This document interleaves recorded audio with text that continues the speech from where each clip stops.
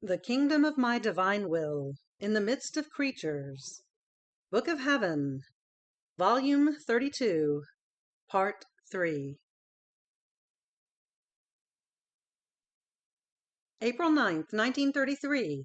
The divine love is so great that it reaches the point of exhausting itself in its works. Jealousy of the divine will. The little road of the creature within it. The divine will keeps extending around me and inside of me.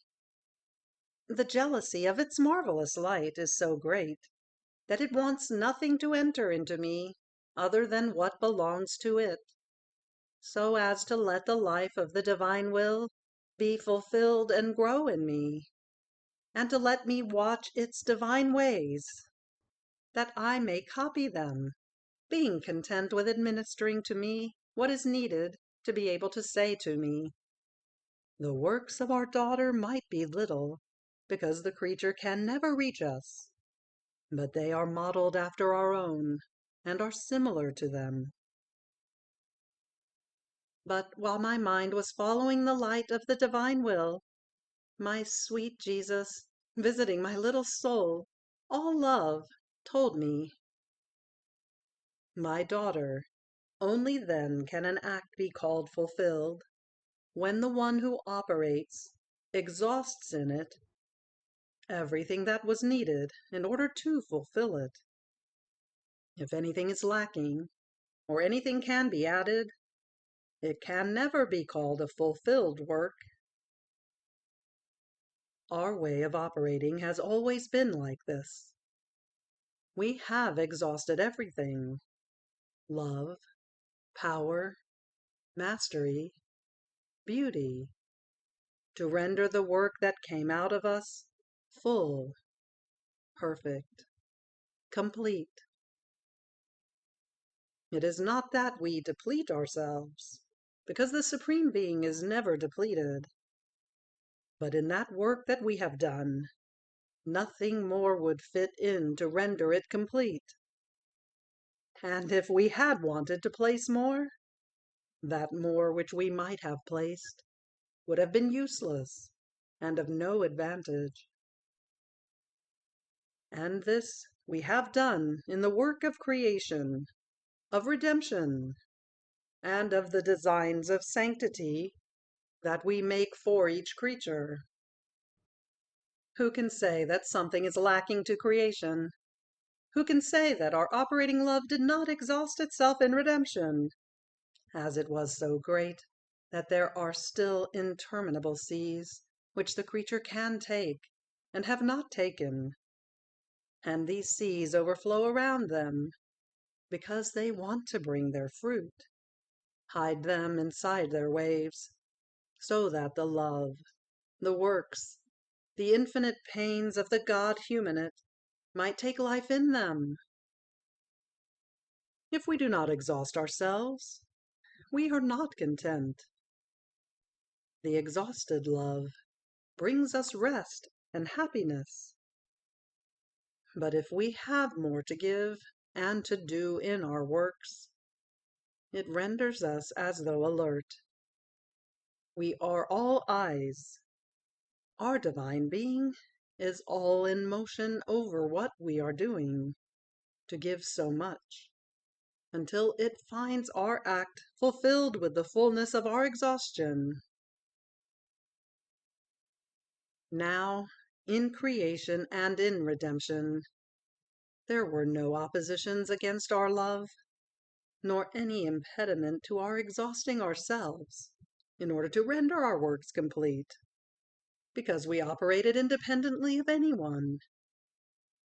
No human will was involved that might prevent us from exhausting ourselves as we wanted. We suffer all the opposition on the part of creatures, for each design of sanctity that we want to fulfill with them.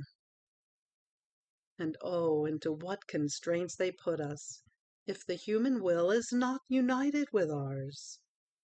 If it does not abandon itself into our hands, in such a way that we can handle it as we want, to give it the shape established by us, to fulfill our designs, and so exhaust ourselves by forming our fulfilled act.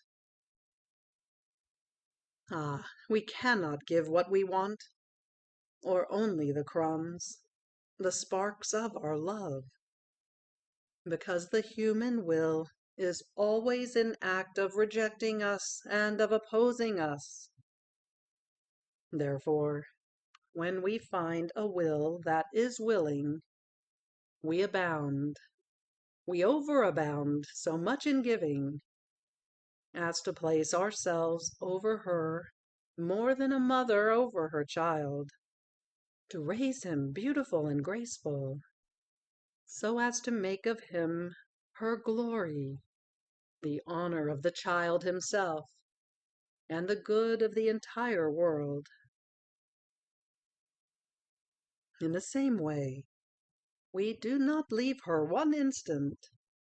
We give always, not only to keep her occupied, but so as to give her no time to occupy herself with anything else, so that we may be able to say, everything is ours. We can exhaust ourselves over this creature. And since our love is demanding, with justice it wants her to place, in all her acts, everything she can, her love, the whole of her life, so as to be able to say, you have exhausted yourself for me, so much so that I cannot contain what you have given me, and I too exhaust myself for you. And so she goes on modeling herself after our works, and she copies our divine acts. Here then the jealousy of the divine will, the light that constantly beats on you, inside and outside of you, because it wants everything for itself, and it wants that your will, while you feel it alive, must have no life, so that mine may form its life in it, and fulfill its divine acts, and so may boast of having given everything it wanted to give. I have exhausted myself in this creature, and she has exhausted herself for me. There is no happiness more pleasing, nor greater fortune than the exhaustion on both sides, God and the creature. But who produces all this good? An act of our will, operating and fulfilled.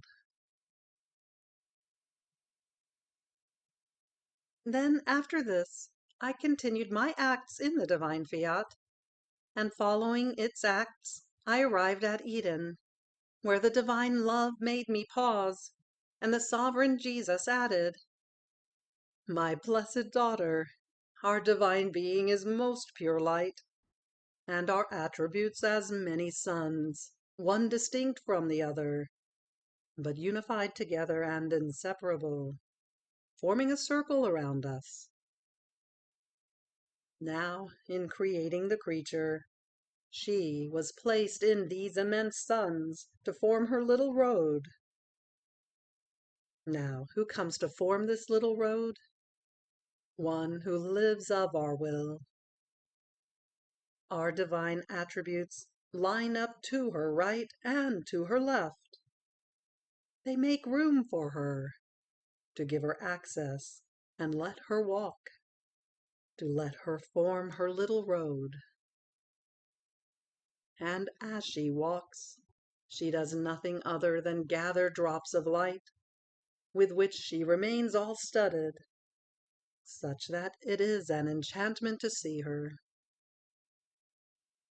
So she nourishes herself with light. The light embellishes her, and she knows nothing else, nor can she speak of anything else but light.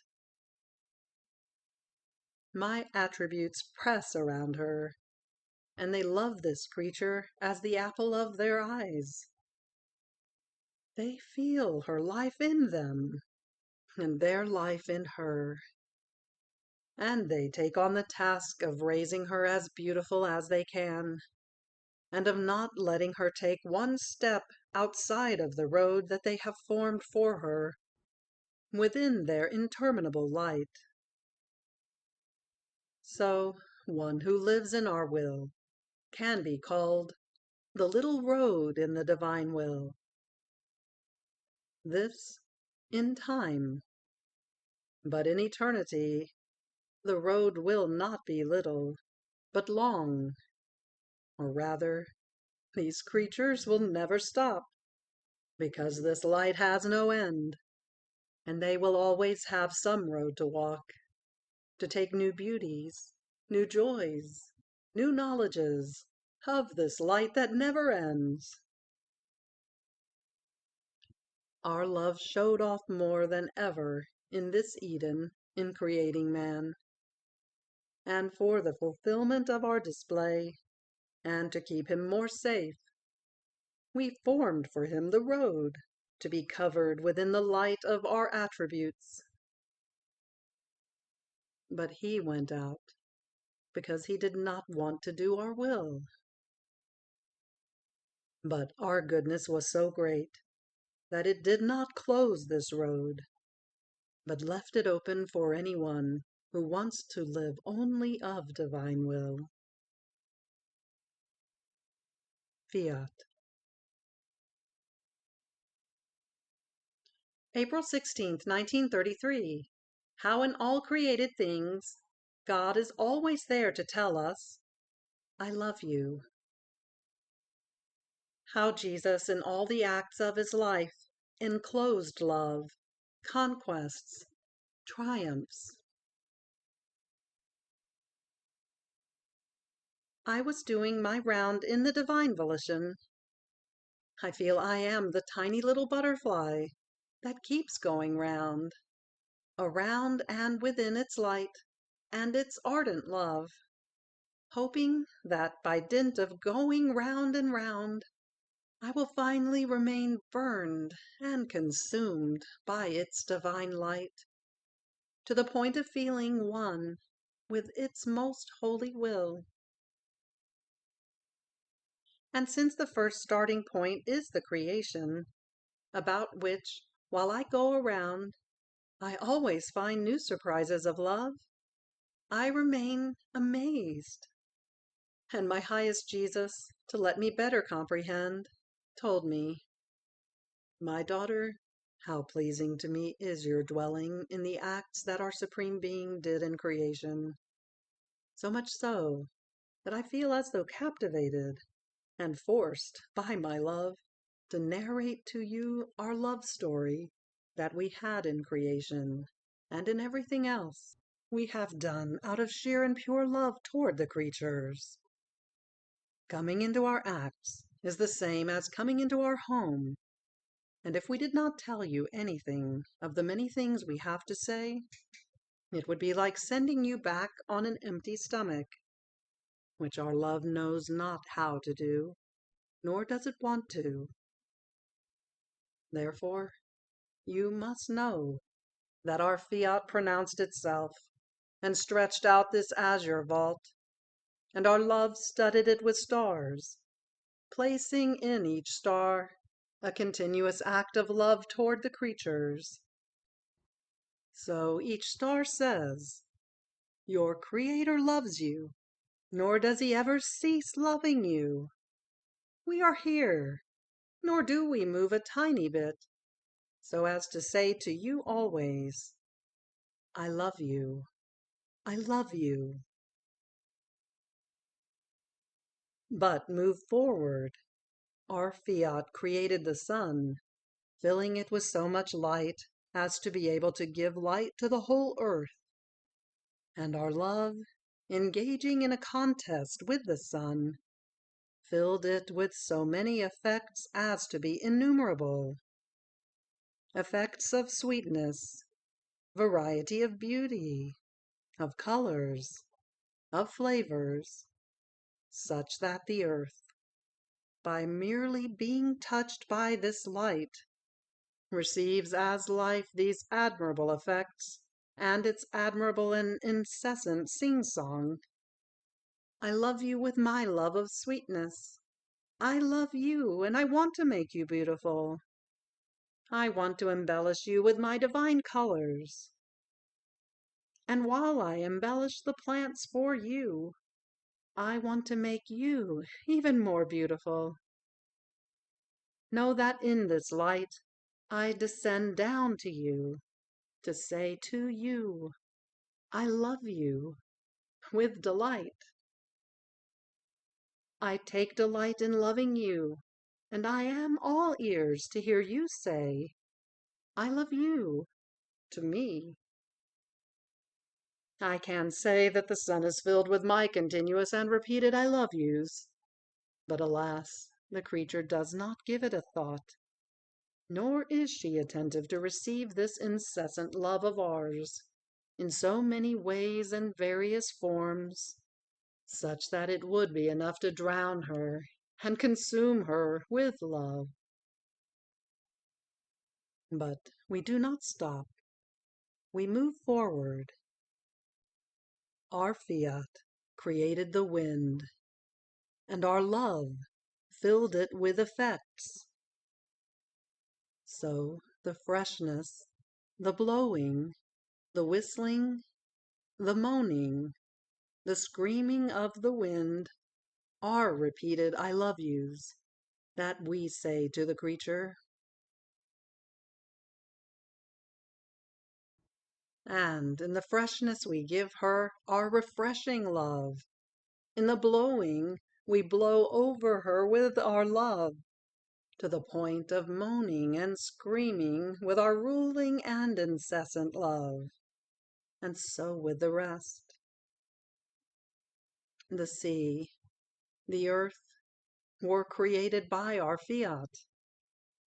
The fish and the plants that the sea and earth produce are the effects of our love, which powerfully and repeatedly says, I love you in all things. I love you everywhere. I love you within yourself.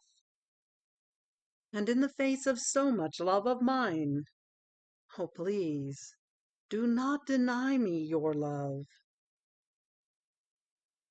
Yet it seems that they have no ears to listen to us, nor a heart to love us.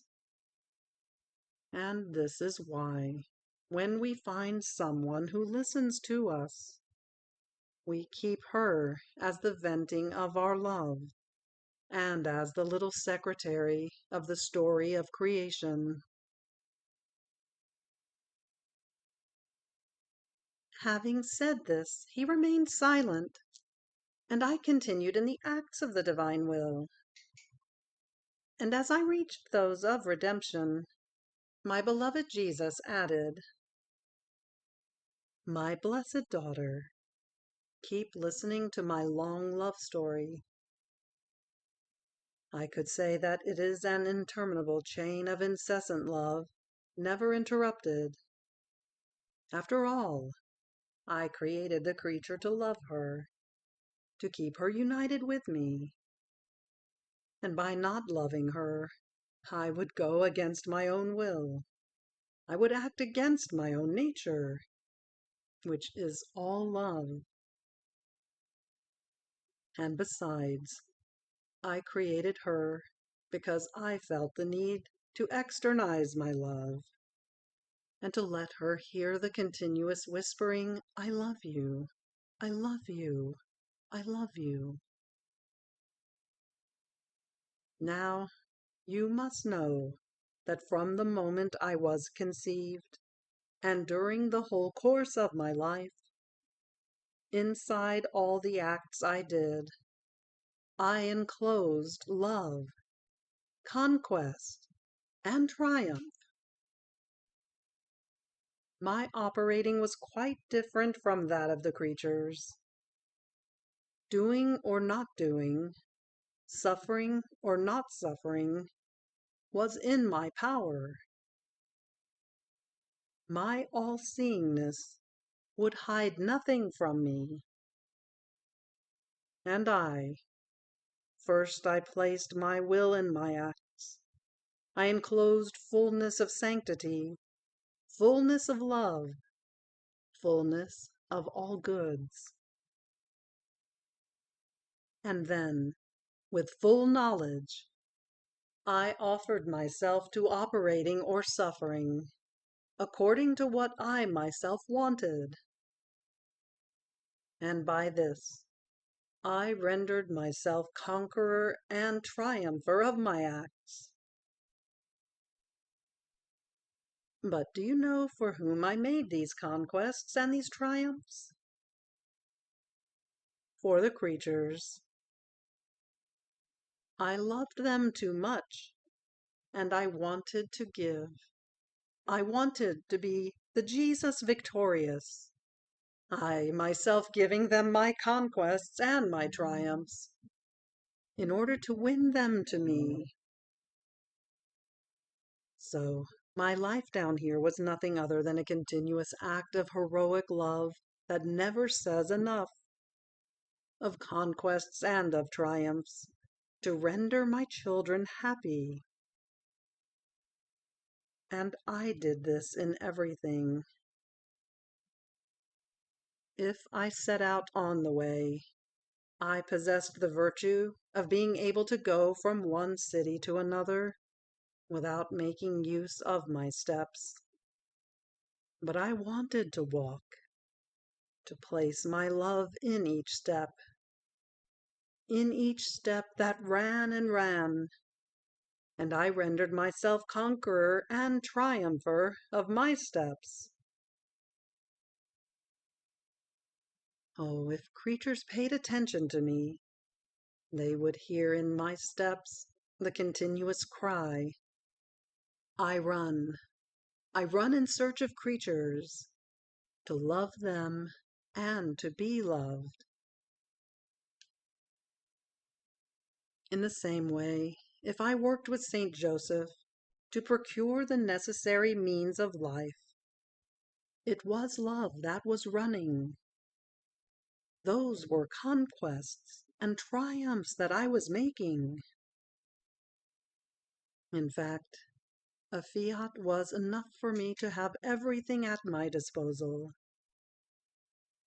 And as I made use of my hands for little earning, the heavens were stupefied. The angels remained enraptured and mute in seeing me lower myself to the most humble actions of life. But my love had its venting. It filled my acts. It overflowed from them. And I was always the divine conqueror and triumpher. Taking food was not necessary for me, but I took it to make more love run, and to make new conquests and triumphs. So I gave course to the humblest and lowliest things of life, which for me were not necessary. But I did it to form many distinct ways through which to let my love run, and to form new conquests and triumphs over my humanity, to give them as gift to those whom I so much loved. And therefore, one who does not receive my love and does not love me forms my hardest martyrdom and puts my love on the cross. But I move forward. In order to form redemption, a tear, a sigh, was enough for me. But my love would not have been content. Being able to give and do more, my love would have remained hampered within itself. and could not have claimed the boast of saying, "I have done everything. I have suffered everything. I have given you everything. My conquests are superabundant. My triumph is complete." I can say that I reached the point of confounding the human ingratitude with my love, with my excesses, and with unheard of pains. So I myself placed in each pain the intensity of the most intense and bitter pain, the confusions most humiliating, the barbarities most cruel.